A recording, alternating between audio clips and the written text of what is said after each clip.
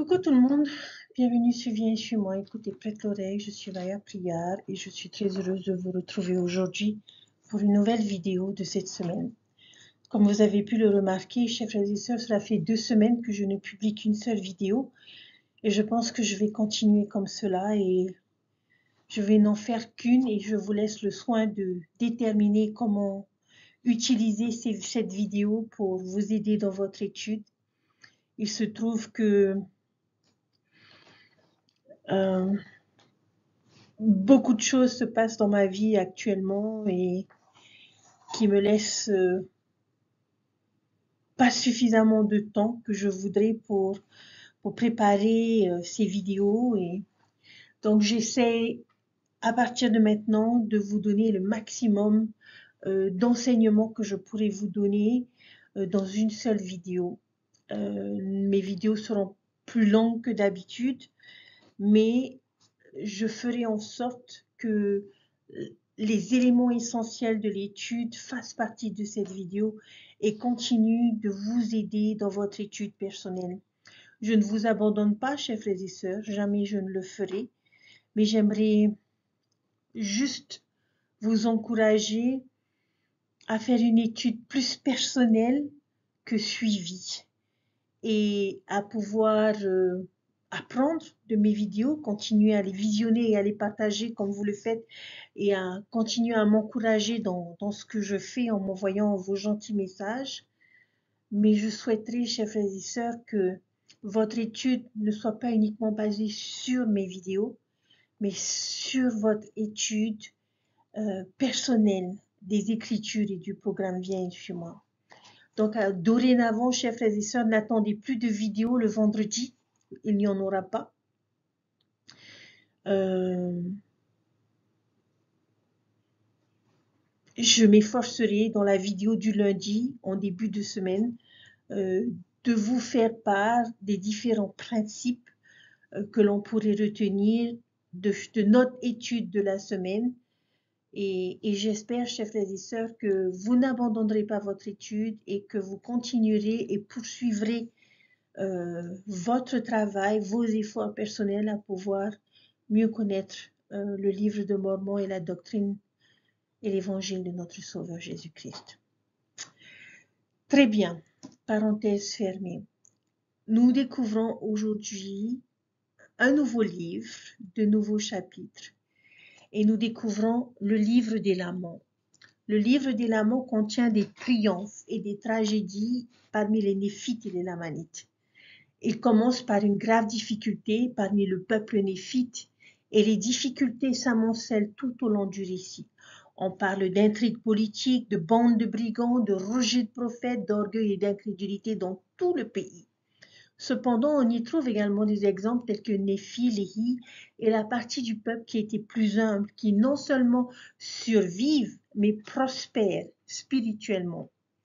Comment le font-ils? Comment réussissent-ils à rester forts alors que leur civilisation commence à décliner et à s'effondrer? De la même façon que chacun d'entre nous reste fort dans les puissantes tempêtes que le diable envoie s'abattre sur nous, en bâtissant notre vie sur le roc de notre Rédempteur qui est le Christ, le Fils de Dieu, une fondation telle que si les hommes construisent sur elle, ils ne peuvent tomber. Lorsque j'étais étudiante à Bivoyou-Provost, j'ai travaillé dans un musée de taxidermie qui exposait beaucoup d'animaux empaillés. Et les seules choses vivantes dans ce musée étaient des reptiles, et plus précisément des lézards et des serpents. Et ces reptiles étaient les vedettes du musée parce que beaucoup y venaient pour les découvrir et pour assister à un show. J'ai appris à connaître ces créatures et j'ai découvert qu'il existe essentiellement 4 types de serpents venimeux en Amérique du Nord. Nous avons des serpents à sonnettes, nous avons des serpents corail, des mocassins à bouche de coton et des serpents à tête cuivrée. Si vous êtes mordu par l'un de ces serpents, il est recommandé de vous rendre à l'hôpital dès que possible pour pouvoir recevoir un traitement antivenimeux. Ces antivenins sont capables de concentrer le venin et de vous sauver la vie. Nous savons maintenant que Dieu aime beaucoup utiliser les symboles dans les Écritures. Qui le serpent représente-t-il symboliquement? Satan, n'est-ce pas? Maintenant, pourquoi pensez-vous qu'un serpent a été choisi pour représenter Satan dans les Écritures? Pourquoi est-ce un bon symbole pour lui? Eh bien, les serpents sont des animaux subtils. Ils se déplacent en douceur et en silence et ils sont difficiles à voir venir parce qu'ils sont au ras du sol dans la poussière. Ils ont une langue fourchue comme s'ils disaient une chose mais on voulait dire une autre. Et les serpents tuent leur proie de deux manières.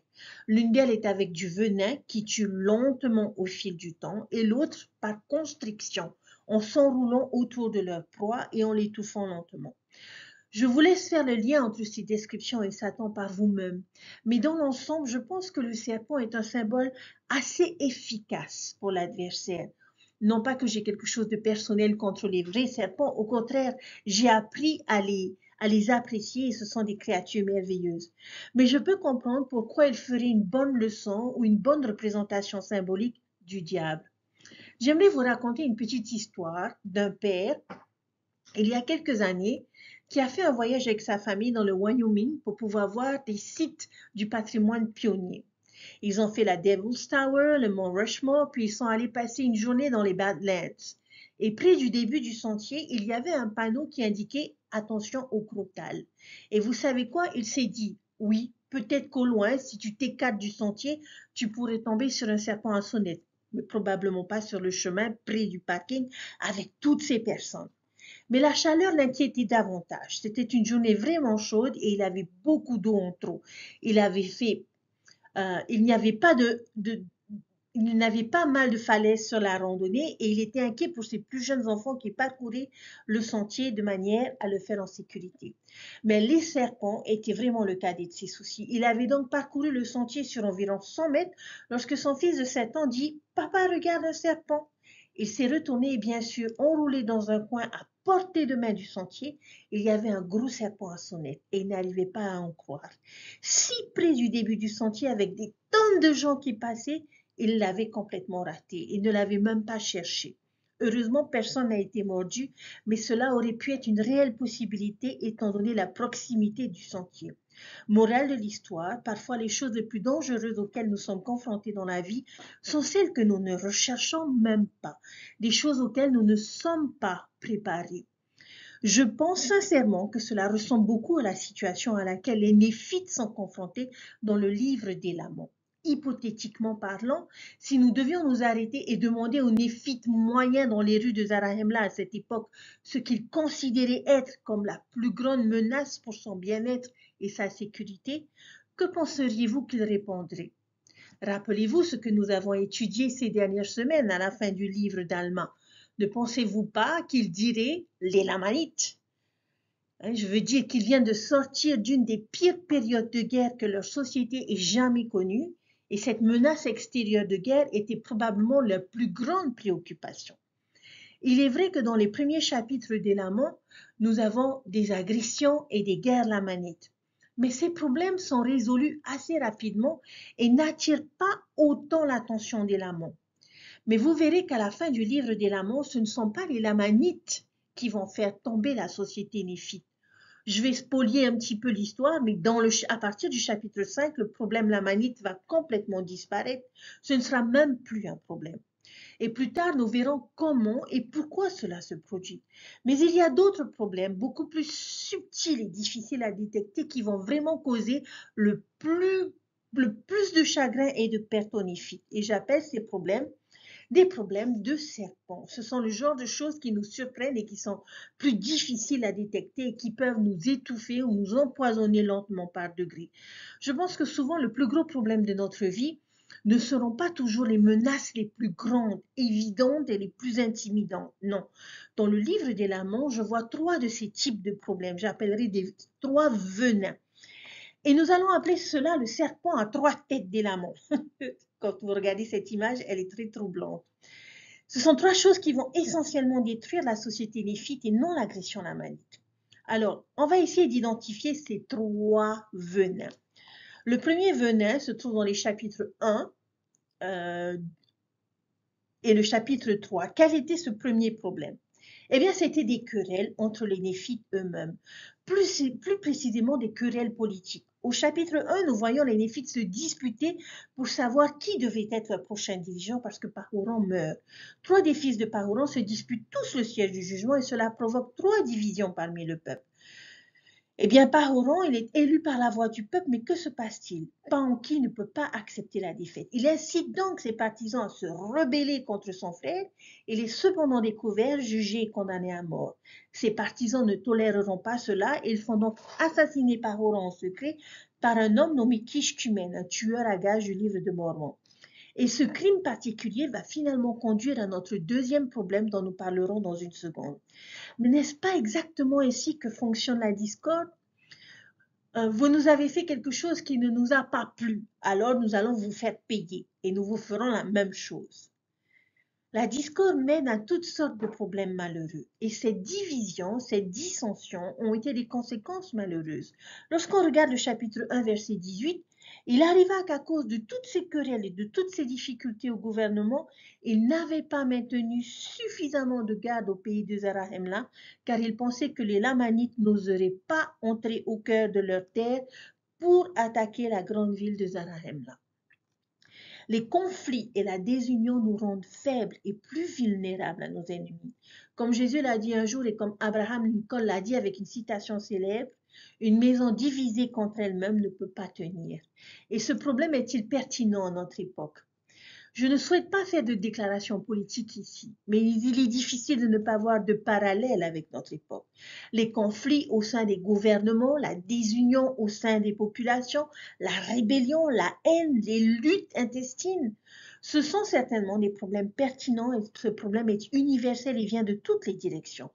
Bien sûr, nous voulons tous pointer du doigt l'autre camp, l'autre parti. En fait, dans certains endroits du monde, ces conflits se jouent de manière violente et destructrice. Mais il ne fait aucun doute que les conflits et la désunion nous rendent faibles en tant que société et vulnérables non seulement aux puissances étrangères, mais aussi au pouvoir spirituel des ténèbres. Mais oublions un instant la politique.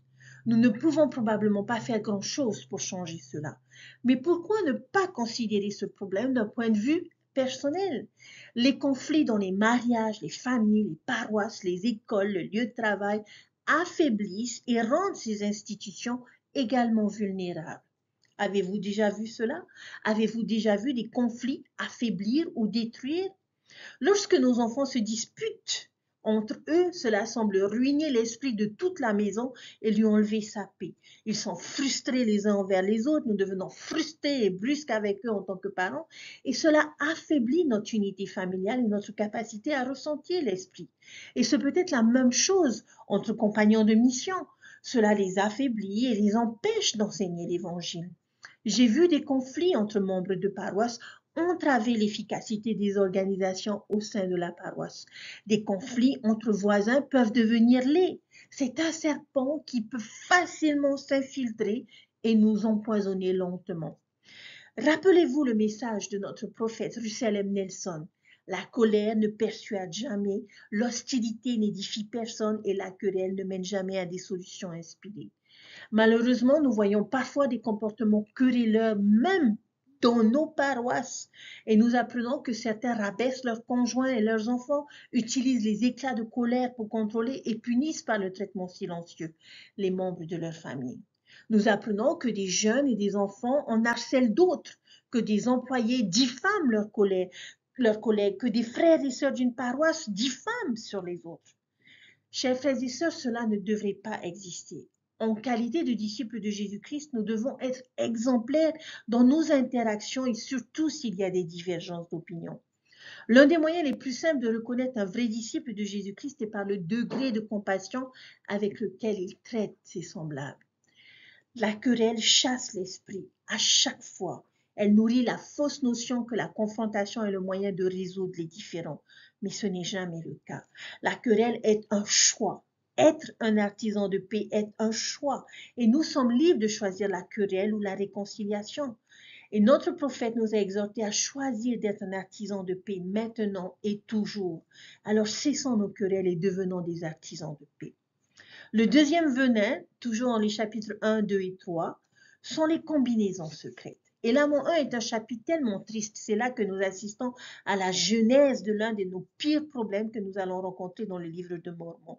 Les débuts d'une société secrète qui vise à contrôler et à obtenir le pouvoir par la peur, la corruption, la tromperie et le meurtre.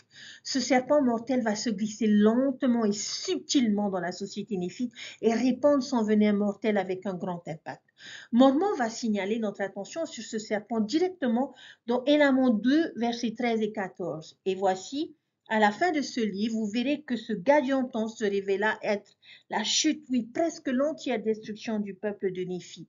Voici, je ne peux pas dire la fin du livre d'Élamon, mais je veux dire la fin du livre de Néphi, d'où j'ai tiré tout le récit que j'ai écrit. Il dit, c'est là le véritable problème. Alors que les Néphites étaient si inquiets de l'agression des Lamanites, c'est sur cela qu'ils auraient dû se concentrer, s'inquiéter et se préparer. Il est très difficile de traiter ou d'éliminer un problème quand on ne peut pas voir qui est caché, qui est secret, et les brigands de Gadianton se révéleront être l'un des plus grands obstacles au progrès et à la justice des Néphites pendant de nombreuses années. Ce problème est-il pertinent à notre époque? Pouvez-vous penser à des combinaisons secrètes modernes? Eh bien, il s'agirait tout simplement de groupes ou organisations qui cherchent à obtenir du pouvoir sur les autres par des moyens clandestins. Le crime organisé, le trafic de drogue, la traite des êtres humains, les gangs, les pratiques commerciales malhonnêtes, les industries qui ne cherchent qu'à améliorer leur propre prospérité aux dépens de la santé et du bien-être des autres, le terrorisme. Les combinaisons secrètes sont bien vivantes dans notre société et nous devons être sur nos gardes pour nous en protéger. Sur un plan plus personnel, y a-t-il des combinaisons secrètes dans nos vies? Oui. Des choses que nous cherchons à cacher aux autres, des addictions, des mauvaises habitudes, des mensonges, des plaisirs secrets ou des relations. Toutes les choses que nous essayons de garder secrètes pour les autres. Comme Adam et Ève, après avoir mangé du fruit, Satan les a encouragés à cacher leur nudité avec des feuilles de figuier et à se cacher de Dieu. Je ne peux pas imaginer que les feuilles de figuier puissent très bien cacher notre nudité pendant très longtemps. Et c'est tout simplement stupide de penser que nous pouvons nous cacher de Dieu qui est omniscient et tout-puissant. Comme il est dit dans Doctrinalion, section 1, verset 3, « Les rebelles seront percés d'une grande douleur, car leurs iniquités seront racontées sur les toits et leurs actes secrets seront dévoilés. » Il vaut mieux mettre ces choses au grand jour pour qu'elles soient confrontées, traitées et corrigées.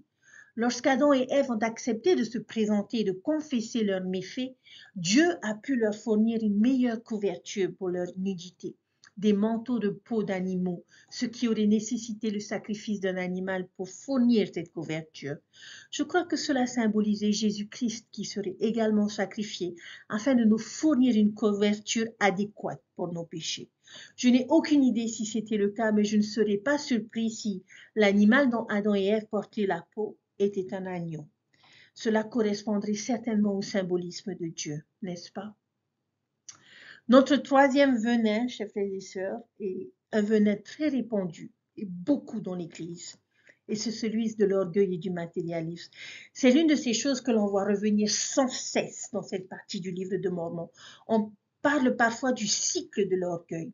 Les Néphites sont justes et commencent donc à prospérer. Et une fois qu'ils commencent à prospérer, ils commencent à oublier Dieu et à devenir orgueilleux. Et ils disent, parce que j'ai plus que mon prochain, je dois être meilleur que mon prochain. Regardez simplement la progression ici. Dans le chapitre 3, verset 1, il est dit que le peuple était juste à l'exception d'un petit peu d'orgueil qui était dans l'Église. Dans le verset 33, le mot « peu » est supprimé. Maintenant, c'est juste l'orgueil qui a commencé à entrer dans l'Église. Puis au verset 34, on nous dit qu'ils sont enflés d'orgueil. Et jusqu'au verset 36, nous voyons que c'est devenu un orgueil extrêmement grand. Est-ce que vous voyez cette lente progression ici? Le verset 36 met en évidence cette vérité. Lorsqu'on nous dit que cet orgueil a grandi en eux de jour en jour, tout comme un serpent qui se glisse lentement et empoisonne par degrés, y a-t-il des preuves de ce problème dans notre société? Au moins chez nous, oui, c'est probablement l'un des plus grands problèmes auxquels nous sommes confrontés. Il y a beaucoup d'orgueil et de matérialisme. On se concentre beaucoup sur les choses, sur le fait d'avoir des choses et sur plus de choses que quelqu'un d'autre. C'est un sujet que nous allons beaucoup voir dans le livre de Mormon.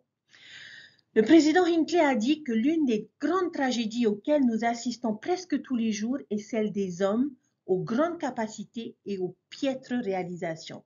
Leurs motifs sont nobles, leur ambition déclarée est digne de louange, leurs capacités sont grandes, mais ils manquent de discipline. Ils succombent à la paresse, leurs appétits les privent de volonté. Chers frères et sœurs, l'orgueil est un véritable fléau. Peut-être que le plus grand obstacle à notre capacité d'écouter courageusement la parole du Seigneur est notre orgueil et nos vaines ambitions. Les orgueilleux semblent avoir du mal à entendre et à accepter les directives de Dieu. Il nous est dit dans Proverbe que l'orgueil précède le désastre. Les orgueilleux se soucient plus du jugement des hommes que du jugement de Dieu. Alors prenons garde. Peut-être que vous vous rappelez l'histoire du commandant de navire qui était orgueilleux. Une nuit en mer, il vit ce qui paraissait être la lumière d'un autre navire se dirigeant vers lui. Il fit envoyer à l'autre navire des signaux lumineux disant « Changez votre cap de 10 degrés sud ». Et il reçut la réponse « Changez votre cap 10 degrés nord ». Le commandant répondit « Je suis le commandant, mettez le cap au sud ». Il reçut pour réponse « Je suis le second, mettez le cap au nord ». Et furieux, le commandant fit renvoyer un signal « Je vous dis de mettre le cap au sud. Je suis sur un navire de guerre. » Et il reçut cette réponse « Je vous dis de mettre cap au nord. Je suis dans le phare. » Belle histoire, n'est-ce pas? Mais comme le commandant, si nous ne changeons pas de cap et ne nous dépouillons pas de notre orgueil, nous risquons d'échouer sur les écueils de la vie, incapables d'écouter les appels du Sauveur à aller à lui. Les conflits, les combinaisons secrètes, l'orgueil, le matérialisme peuvent avoir des conséquences spirituelles dévastatrices sur nos vies et nos communautés. Avez-vous déjà vu les effets négatifs de l'un de ces venins dans votre propre vie? Il faut donc reconnaître ces problèmes pour ce qu'ils sont. Et ils sont graves et doivent être surveillés avec vigilance. Ne sous-estimons pas le pouvoir de ces problèmes de nuire gravement ou d'empoisonner notre santé spirituelle. Lorsque nous les voyons lever la tête venimeuse, prenons du recul et éloignons-nous rapidement.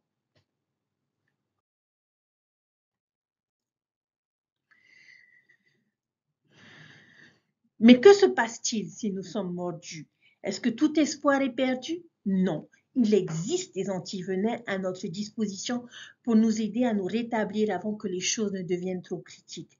Les Écritures ne proposent jamais de problème sans solution, vous le savez, chers frères et sœurs.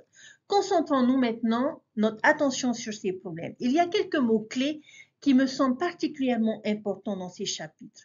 Ce que nous devons faire pour nous protéger de ce serpent à 3 têtes, réfléchissant à la manière dont nous pouvons nous protéger spécifiquement des conflits, des querelles, des combinaisons secrètes et de l'orgueil. Le premier mot que nous découvrons se trouve dans le chapitre 1 au verset 6. Le premier venin est de s'unir. Je pense que cela représente l'antivenin spécifique pour faire face au venin des conflits. Il est démontré par l'un des fils de Paroran dans Élamon chapitre 1 verset 6 et j'appelle cela la solution Pacuménie. Lui aussi voulait obtenir le siège du jugement, mais il perd. Et comment est-ce qu'il réagit? Lorsqu'il a vu qu'il ne pouvait pas obtenir le siège du jugement, il s'est uni à la voix du peuple. Il n'a pas fait de crise, il ne s'est pas mis en colère, il ne s'est pas révolté, ni n'a cherché à trouver un moyen de saper secrètement son frère. Non, il s'est uni à la majorité et a soutenu son nouveau dirigeant pour le bien de la société. C'est le genre d'attitude qui mène à la paix et à l'unité. Si le problème n'est pas une question de bien ou de mal, mais de préférence ou même de politique, alors efforçons-nous de ne pas devenir des diviseurs, des querelleurs. Par exemple, si nous allons au restaurant en famille et que nous essayons de décider où aller, que la majorité choisit Toata alors que d'autres veulent aller au Dahlia, alors allons-nous piquer une crise et nous plaindre et avoir une attitude amère tout le temps et rendre l'expérience de tout le monde misérable, ou allons-nous nous unir à la voix du peuple et tirer parti d'une situation moins qu'idéale pour nous? Lorsque notre patron prend une décision avec laquelle nous ne sommes pas spécifiquement d'accord, en parlons-nous dans son dos et sabotons-nous passivement ses plans pour pouvoir dire « je vous l'avais bien dit ». Ou bien nous choisissons de nous unir à sa voix et nous faisons de notre mieux pour que cela réussisse pour le bien de l'entreprise. Ou lorsque notre candidat politique n'est pas élu, faisons-nous tout ce qui est en notre pouvoir pour le saper et nous opposer à lui à tel point que notre objectif n'est plus tant de servir le bien de la société que de le rabaisser? Ou est-ce que nous nous efforçons de faire de notre mieux pour travailler avec l'opposition tout en nous efforçant de proposer ce que nous pensons être une meilleure alternative lors des prochaines élections sans devenir négatifs, haineux et peu coopératifs? Il est si facile de devenir querelleur, mais il vaut mieux être un pacumène. Notre deuxième antivenin, une autre chose que je peux faire pour me protéger est d'invoquer. Invoquer son Saint-Nom. Ceux qui invoquent Dieu en toute sincérité, sont moins susceptibles de se disputer avec les autres parce qu'ils auront une perspective plus élevée de ce qui est vraiment important et auront un caractère plus généreux et plus indulgent. Ils ne ressentiront pas le besoin de s'unir à des combinaisons secrètes parce qu'ils reconnaissent que Dieu sait tout et que rien n'est vraiment secret. Et ils ne lutteront pas autant contre l'orgueil parce qu'il faut une personne humble pour prier, pour reconnaître qu'il existe une puissance bien plus élevée qu'eux-mêmes. Notre troisième antivenin se trouve dans le verset 28 du chapitre 3. Croire au nom de Jésus-Christ. Ceux qui ont foi en Christ ne se disputeront pas parce qu'ils savent que Dieu rendra toutes choses justes à la fin. Ils n'auront pas besoin de garder le secret parce qu'ils ont foi en l'expiation du Christ pour couvrir les choses que Satan les tente de cacher. Et ils n'auront pas d'orgueil parce qu'ils auront l'exemple de grande humilité du Christ à imiter. Le quatrième mot, c'est s'accrocher. À quoi pouvons-nous nous accrocher?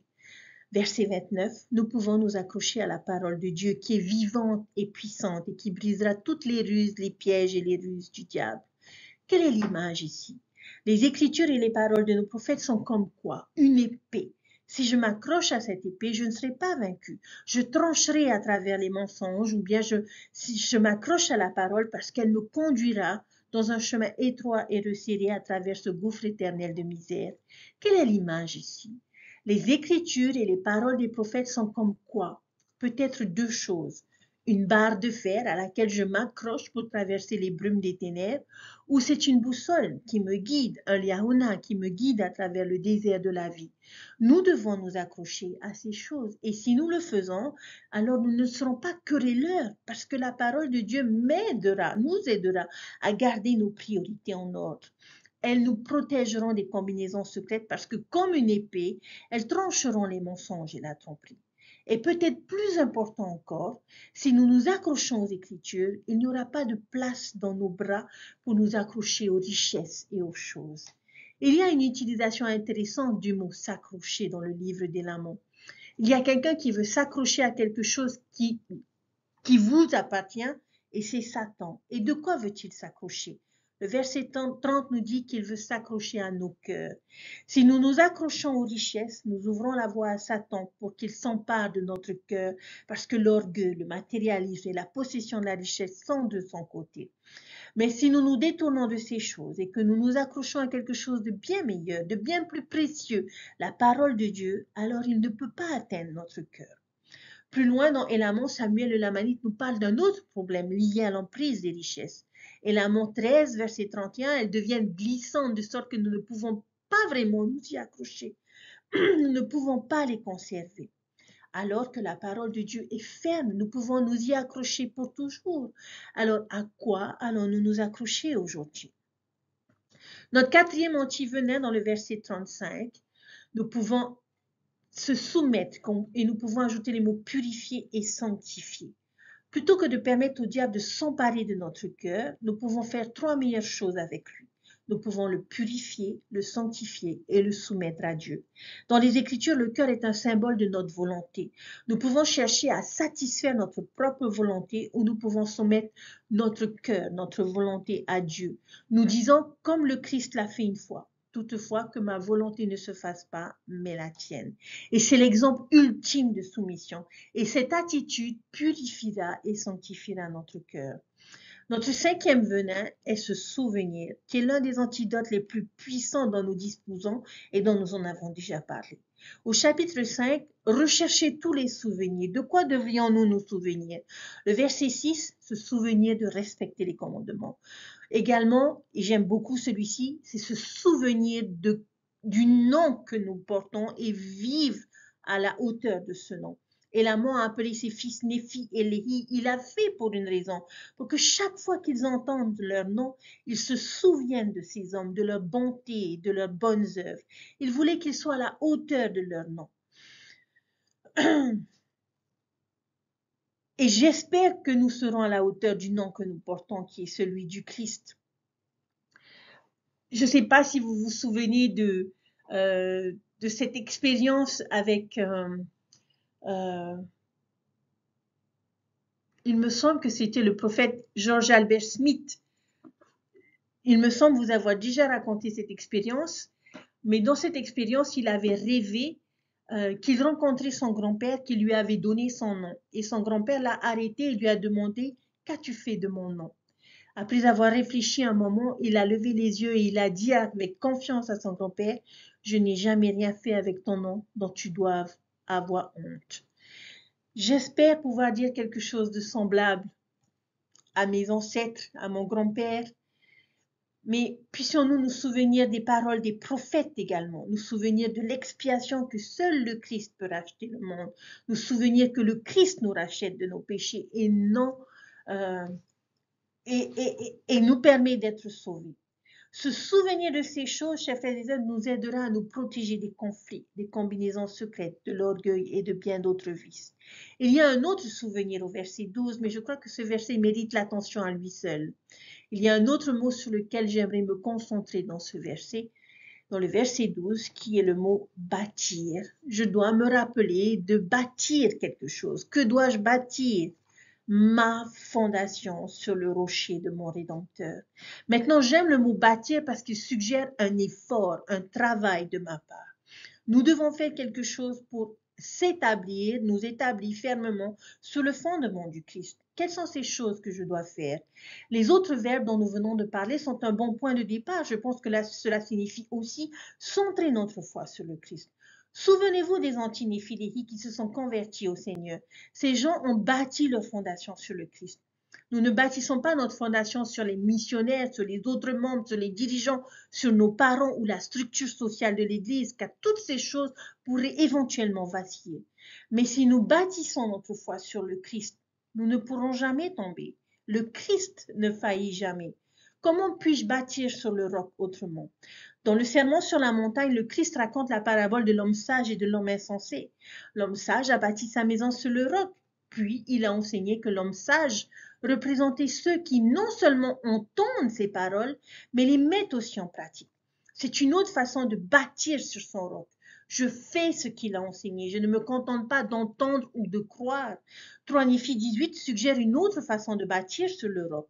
Après avoir institué la Sainte Seine, il dit au verset 12, « Si vous faites toujours ces choses, vous serez heureux parce que vous serez édifiés sur mon roc. » Se souvenir du Christ en participant dignement à la Sainte Seine est une autre façon pour nous de bâtir sur le roc. Pourquoi ne pouvons-nous pas tomber si nous construisons notre fondation sur le roc du Christ? Dans Moïse 7,53, le Seigneur nous dit quelque chose à propos de ce rocher. Qu'elle est large comme l'éternité. Comment pouvons-nous tomber d'un rocher aussi large que l'éternité? C'est impossible, chers frères et sœurs. Et nous aurons besoin de cette fondation solide parce qu'il est dit que lorsque le diable enverra ses vents violents, sa grêle et sa terrible tempête, pas si, mais quand, alors nous ne serons pas entraînés dans le gouffre de misère et de malheur sans fin. Rechercher l'unité, invoquer Dieu, croire en lui, s'accrocher à sa parole, soumettre son cœur, se souvenir et bâtir sur notre fondation sur Jésus-Christ peuvent nous protéger des venins de l'adversaire. Chers frères et sœurs, lequel de ces 7 verbes pensez-vous devoir le plus améliorer et comment comptez-vous l'appliquer? J'aimerais avoir de meilleures nouvelles pour vous ici, mais les choses ne semblent pas s'améliorer pour les Néphites à la fin du livre des Laments. Le serpent à 3 têtes réussit à empoisonner la majorité du peuple. Ils étaient tellement concentrés sur ce qu'ils percevaient comme la grande menace, les Lamanites, qu'ils ont baissé leur garde. Ce sont les choses apparemment plus petites qui les ont finalement eues. Ne faisons pas la même erreur. Sommes-nous si préoccupés et anxieux par ce qui se passe dans le monde, en politique ou dans les médias, que nous négligeons les dangers spirituels qui nous guettent dans notre vie personnelle? Pendant de nombreuses années, dans ma jeunesse, On connaissait l'histoire de l'Union soviétique qui était la plus grande menace dans l'esprit de tous, ce que les gens craignaient le plus. Mais ce danger a disparu au début des années 90, presque du jour au lendemain. Mais en réalité, avec le recul, il semble que le véritable danger à cette époque, le serpent, était le déclin constant de la moralité dans nos médias et nos valeurs familiales. Peut-être que nous nous inquiétons tellement aujourd'hui de la menace du terrorisme mondial que nous avons négligé de nous protéger adéquatement des dangers d'Internet et de la montée de la laïcité. Sommes-nous si préoccupés par ce qui se passe dans les gouvernements et les pays étrangers que nous négligeons de surveiller de près les dangers au sein de notre propre maison? Nous inquiétons-nous tellement de la menace de la guerre que nous négligeons la guerre spirituelle qui se déroule dans nos âmes? Nous pourrions aussi considérer cela d'une autre manière. Sommes-nous tellement concentrés sur le fait d'éviter les grands péchés que nous ignorons les plus petits? Nous félicitons-nous d'avoir si bien vécu la parole de sagesse et payé notre dîme que nous ignorons totalement le fait que l'orgueil s'infiltre dans nos vies et que nous maltraitons les autres ou que nous nous sentons supérieurs à eux? Sommes-nous si confiants dans notre droiture parce que nous vivons la loi de chasteté et assistons à nos réunions d'église que nous ignorons les tentations plus subtiles de malhonnêteté, d'ingratitude ou de paresse qui pourraient chacune finir par empoisonner notre esprit? J'espère que nous pourrons garder les yeux ouverts sur tous les dangers qui nous entourent. Pour être prêts à affronter les tentations subtiles ainsi que les grandes, j'espère que nous pourrons nous unir, invoquer Dieu, croire et nous accrocher, nous soumettre, nous souvenir et bâtir. Et ensuite, nous pourrons profiter des vues et de la beauté de notre randonnée à travers les badlands de la vie sans souffrir des morsures mortelles et du venin des serpents de Satan.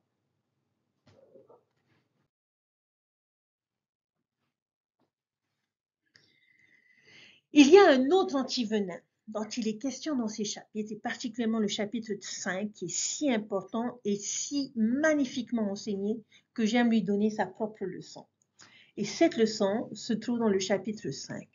Un jour, un jeune homme, j'aimerais raconter d'abord une histoire. Un jeune homme et ses amis ont décidé de sortir et d'explorer un système de grottes appelé les grottes Nutipuri, près du lac de Utah. Ils sont partis, faisant confiance à celui qui était déjà venu ici. Lorsqu'ils sont descendus dans la grotte, ils ont commencé à explorer une section appelée le labyrinthe, ce qui aurait dû être un signal d'alarme pour eux. Ils étaient au plus profond de la grotte lorsque leur lampe frontale a commencé à faiblir, ainsi que ceux de tous ceux qui faisaient partie du groupe. Et bien sûr, comme ils étaient des génies à l'époque, aucun d'entre eux n'avait emporté de piles supplémentaires ou de cartes. Ils ont donc essayé de retourner à la surface, mais sur le chemin du retour, ils se sont horriblement perdus et ont fait demi-tour avec toute leur lumière en baisse. Ils ont finalement décidé de s'arrêter, d'éteindre leur lumière pour économiser leur batterie et de décider de ce qu'ils allaient faire. Quelle sensation terrible d'être perdus dans l'obscurité profonde sous la terre. Ils se sont sentis tellement stupides de s'être laissés mettre dans cette situation. Ils auraient donné n'importe quoi pour plus de lumière et de conseils. Dans une grotte comme celle-là, il fait noir et nos yeux ne s'habituent jamais à l'obscurité. C'est juste une obscurité complète et totale. Et ils avaient peur. Je pense à cette expérience lorsque je lis le chapitre 5 des Laments. Nous pouvons aborder cette histoire comme une parabole. Il y a beaucoup de significations symboliques ici qui traitent de la lumière et de l'obscurité. Et nous allons découvrir cette histoire.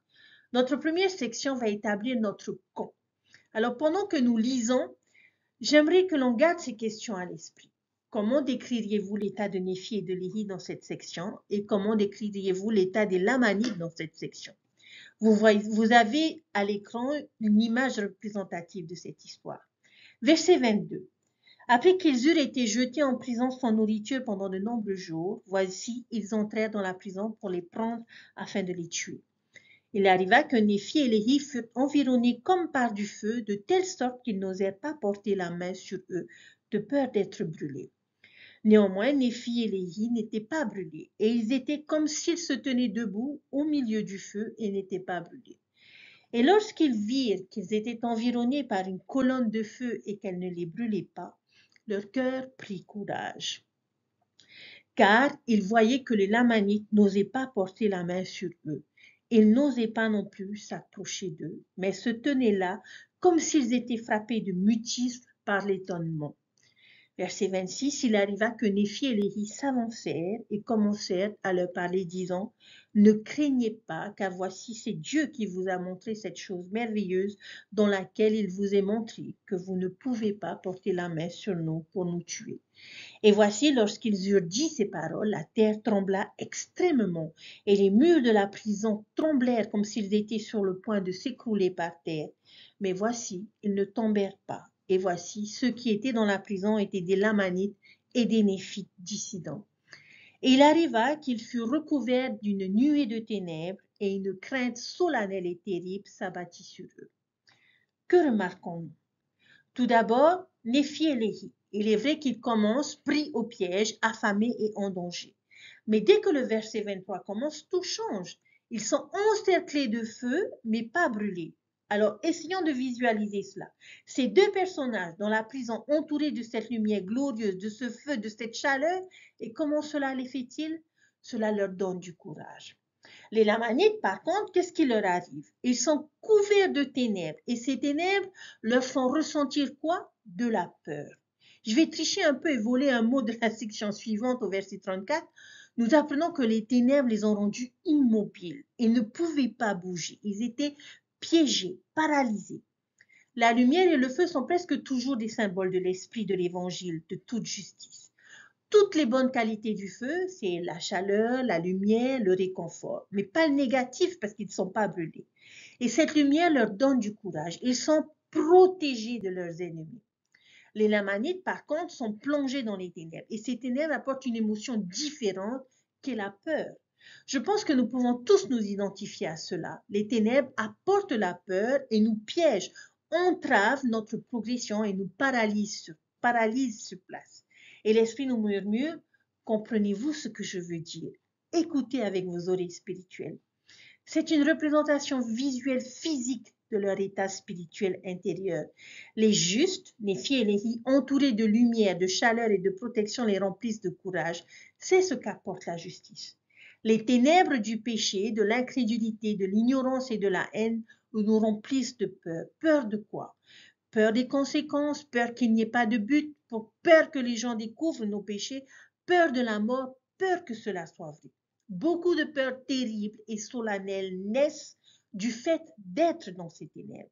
Alors, par quoi pouvons-nous commencer? Lorsque nous sommes dans les ténèbres et que nous avons peur. Et ces ténèbres peuvent représenter toutes ces choses que nous venons de mentionner. Le péché, l'incrédulité, la haine. Maintenant, le reste de l'histoire va nous apprendre comment sortir des ténèbres. Que devons-nous faire pour chasser les ténèbres de notre vie? Continuons notre lecture avec les versets, à partir du verset 29. Et il arriva qu'une voix se fit entendre, comme si elle était au-dessus de la nuée de ténèbres, disant, repentez-vous, repentez-vous, et ne cherchez plus à faire périr mes serviteurs que je vous ai envoyés annoncer de bonnes nouvelles.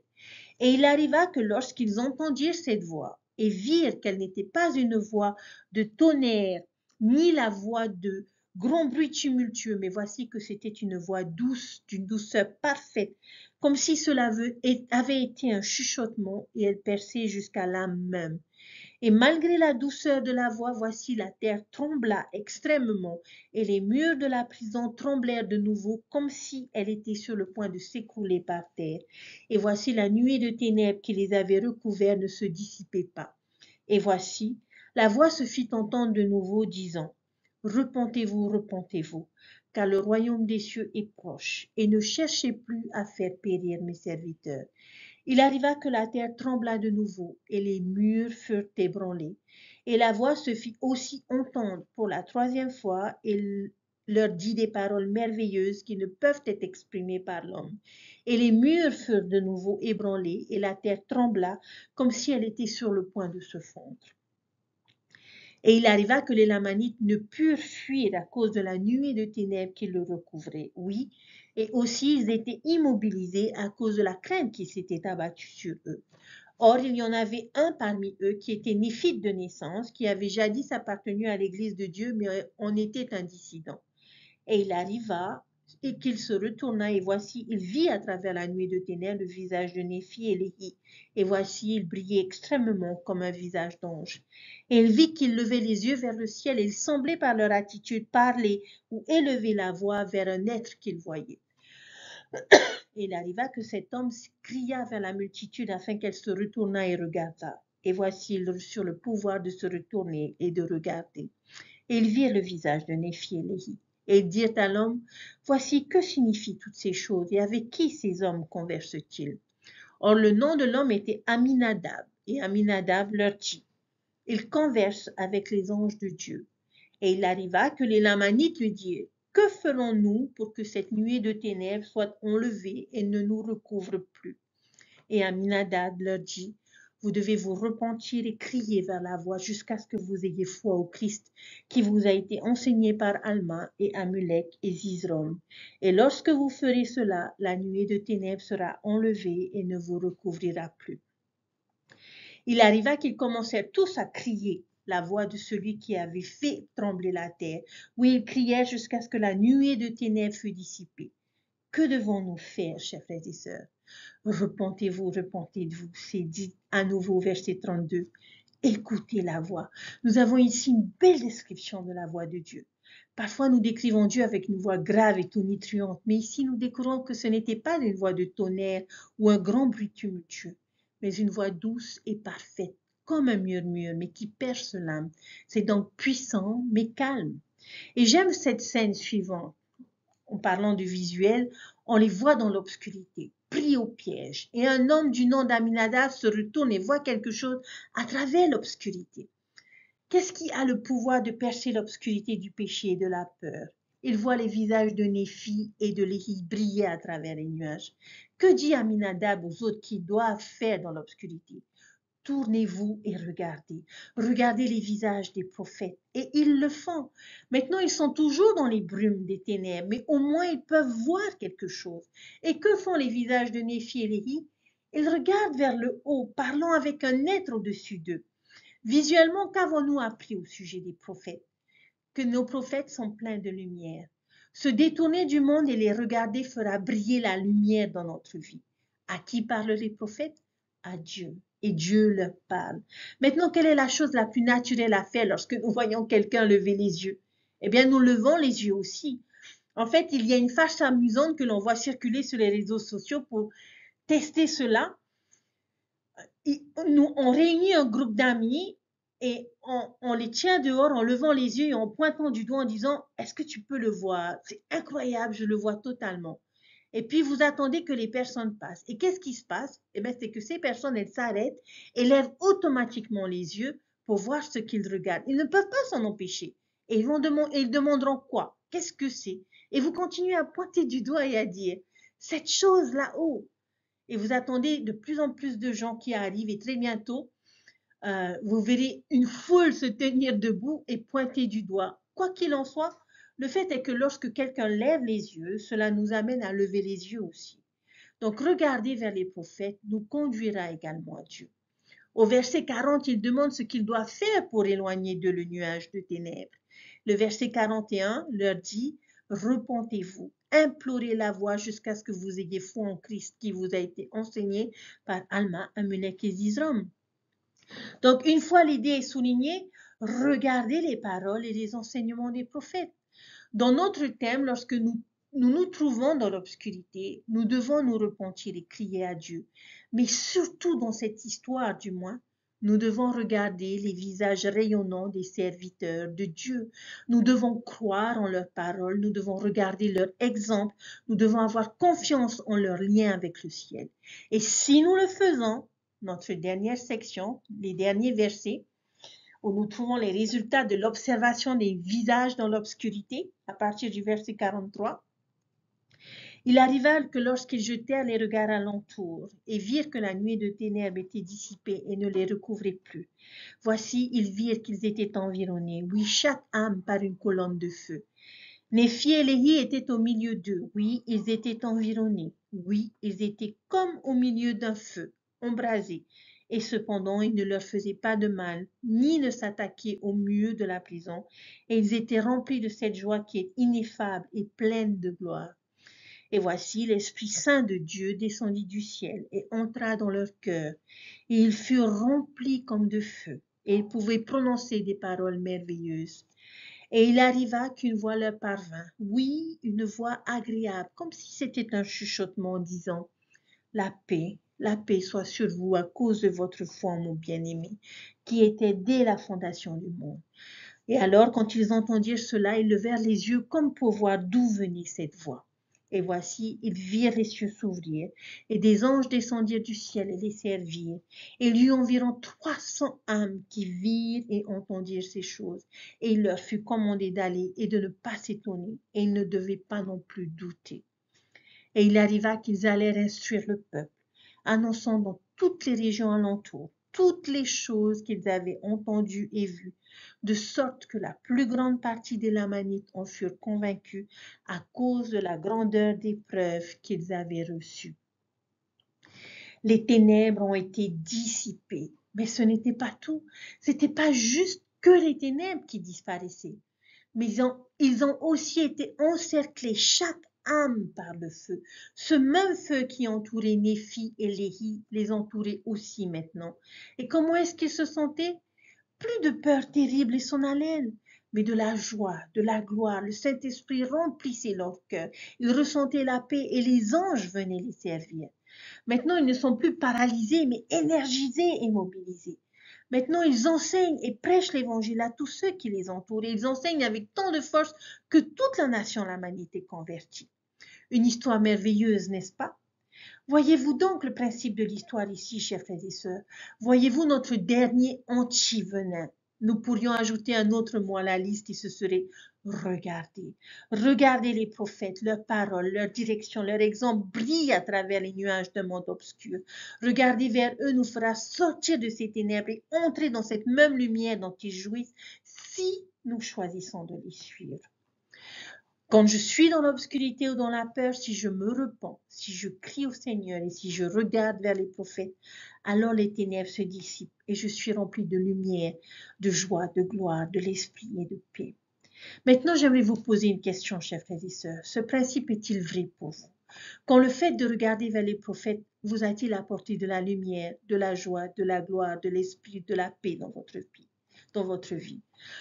Pour ma part, je pense à de nombreuses occasions dans ma vie où les conseils d'un prophète m'ont aidé à traverser une période sombre. Je me souviens que mon frère Hollande a donné un discours à la conférence générale sur son témoignage du livre de Mormon. La force de sa foi et de son raisonnement dans ce discours a éclairé et insufflé du courage dans ma vie et m'a encouragé à mieux étudier le livre de Mormon pour que je puisse acquérir ce même témoignage.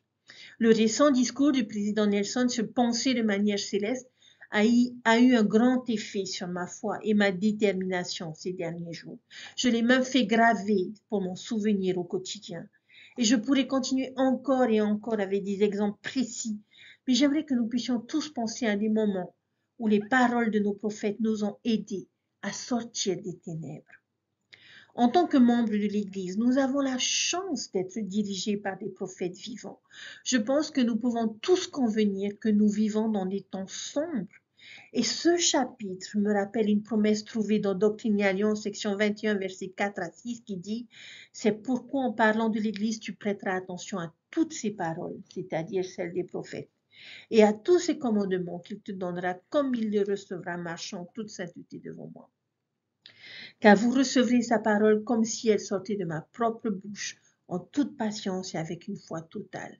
Car si vous faites ces choses, les portes du séjour des morts ne prévaudront pas contre vous, oui, et le Seigneur Dieu dispersera les puissances des ténèbres devant toi et fera trembler les cieux pour ton bien et pour la gloire de son nom. » J'aimerais conclure mon histoire de la grotte. Ces jeunes ont décidé, assis là dans l'obscurité en groupe, qu'ils devaient prier pour obtenir de l'aide et savoir quoi faire. Ils ont décidé d'appeler, d'invoquer l'aide de Dieu. L'un d'entre eux a été choisi pour offrir cette prière. Je sais que toutes les prières ne sont pas exaucées de cette façon, mais je n'invente rien. Parce que dès qu'il a dit Amen, ils ont entendu d'autres voix dans la grotte. Ils ont crié à ces voix pour demander de l'aide jusqu'à ce qu'ils rencontrent finalement cet autre groupe. Et ce qui était embarrassant, c'était un groupe de scouts louveteaux qui avaient des batteries supplémentaires, qui avaient apporté une carte et qui connaissaient la bonne direction pour sortir de la grotte. C'est donc à ce moment-là qu'ils ont été secourus par les scouts louveteaux. Mais on peut imaginer à quel point c'était bon pour eux de voir une lumière venir dans leur direction, à quel point c'était bon de sortir de la grotte et de se tenir dans la lumière chaude et brillante du jour. Et c'est ce que c'est que de se tourner vers le prophète après une période d'obscurité dans notre vie. J'aime les prophètes vivants. Et pouvez-vous penser à un plus grand groupe d'hommes dans le monde? Vous savez quoi? Ils brillent vraiment. Lorsque je les entends parler, je peux dire et je peux sentir leur lien avec le ciel. Ils brillent presque littéralement pendant qu'ils parlent. Et je nous invite, comme Aminadab, à nous tourner vers eux et à les regarder dans nos moments d'obscurité et à nous accrocher jusqu'à ce que les flammes réconfortantes et inspirantes de l'esprit nous entourent et nous protègent. C'est ma prière pour chacun d'entre nous.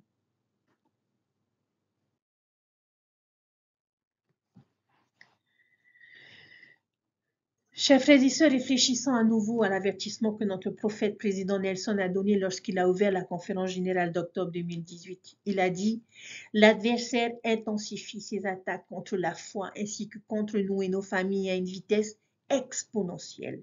Pour survivre spirituellement, il nous faut des contre-stratégies et des plans préventifs. Comment les attaques de l'adversaire augmentent-elles de façon exponentielle alors qu'en même temps son influence diminue?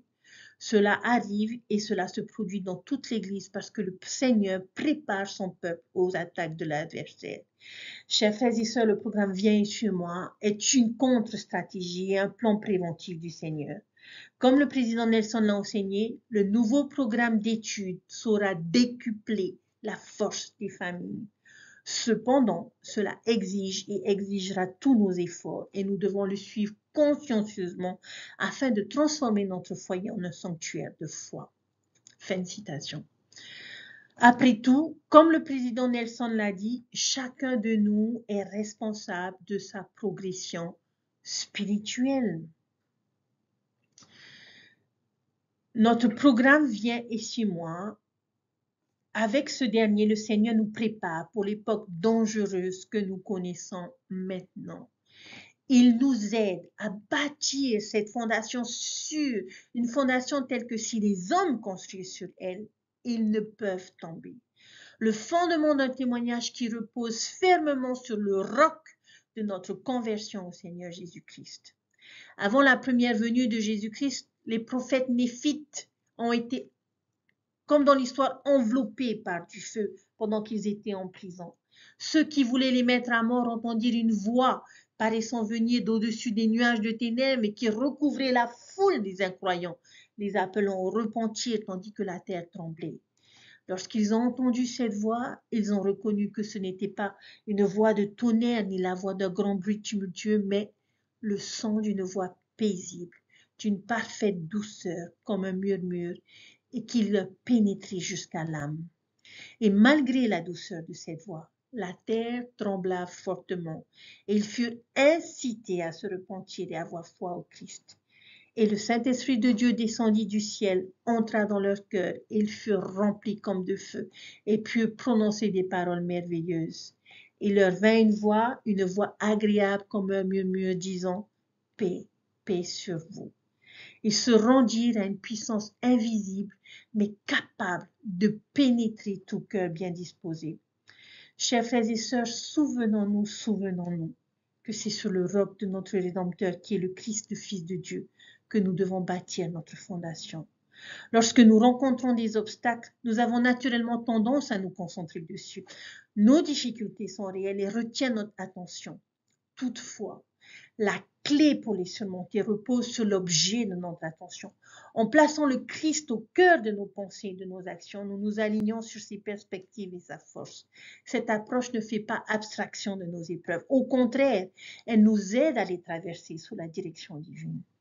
Nous découvrons ainsi des solutions et un soutien qui découle d'une sagesse supérieure. En adoptant cette perspective centrée sur le Christ, nous acquérons la force d'âme et le discernement nécessaires pour transformer nos épreuves en victoire.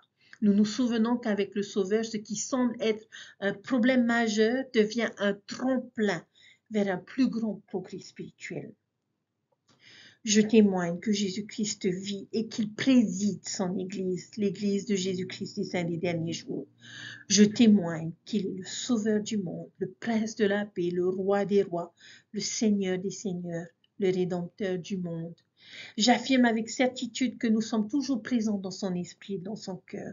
Et pour nous le prouver, il a rétabli son Église en ces derniers jours et a appelé Russell M. Nelson pour être son prophète, président de l'Église en ce moment.